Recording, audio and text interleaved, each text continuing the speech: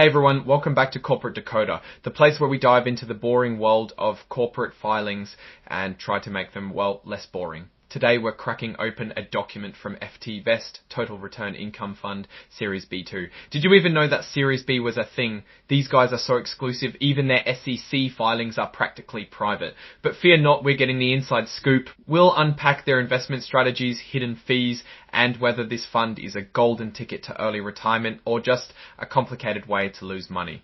If you appreciate getting straight insights from corporate documents, make sure you are subscribed, and in the description below is the Discord channel where the conversation is active.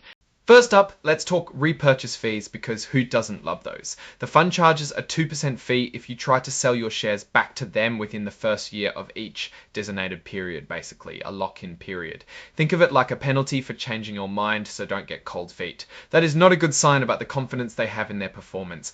Now let's check in on fees. For providing advisory services, the investment advisor receives an annual unitary management fee, payable monthly, equal to 2.65% of the fund's net assets as of month end.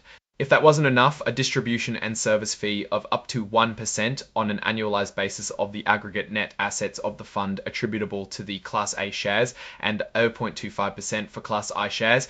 Time for a little shareholder fee breakdown. Class A shares have a sales charge of 2% when subscribing, and 2% again with repurchase fees if exiting too soon. Class I shares are a bit cheaper, with just the 2% repurchase fees. Seems like everyone is trying to take a piece of your pie before it has baked. Let's put this in perspective in a financial table. So you thought investing in this fund will be your get-rich-fast scheme. Well, if it has a 5% annual return with Class A shares on a $1,000 investment, you would pay an average of $197 in fees throughout 5 years. With Class I shares, it can go down all the way to $156. That's, in my case, if you are not really serious about it, I would not even bother here. Okay, so what are they doing with all this money? The fund's investment objective is to achieve attractive risk-adjusted returns through a combination of high level of current income and potential long-term capital appreciation, while attempting to mitigate the risk of loss of principal.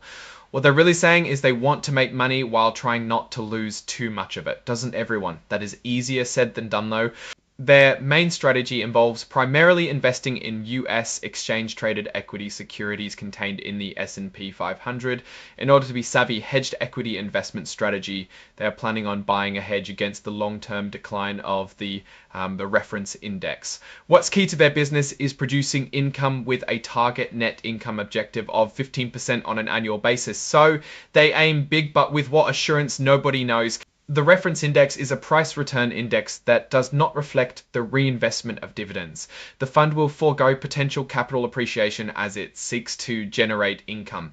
The downside hedge is designed to mitigate the risk of loss for those investors that buy shares at the beginning of a 2-year period and hold shares until the end of the designated period. It is made very clear that the fund does not seek to provide a specific level of protection or any specific level of capital appreciation or performance compared to the performance of the reference index. The hedge will not mitigate all loss even if the hedge worked as intended. There is high risk here. They expect to sell short-term call options on select securities to generate more income. Think of it like renting out your stocks for a short period to generate some extra cash. However, short call strategy means you cap your profit, but you also keep all the risk of the stock portfolio. Tender offers are the main exit option here. The fund intends to provide a limited degree of liquidity to shareholders by conducting tender offers at least annually every 12 months after the closing of a designated period. Remember the 2% fee. Remember, you cannot ask your money back just when you want. Don't get too excited. They literally write in the SEC's N2 form, there can be no assurance that the fund will conduct tender offers in any particular period, and shareholders may be unable to tender shares for repurchase for the life of the fund. They may also choose to conduct a tender offer for less than 10% or 100% as applicable of its outstanding shares.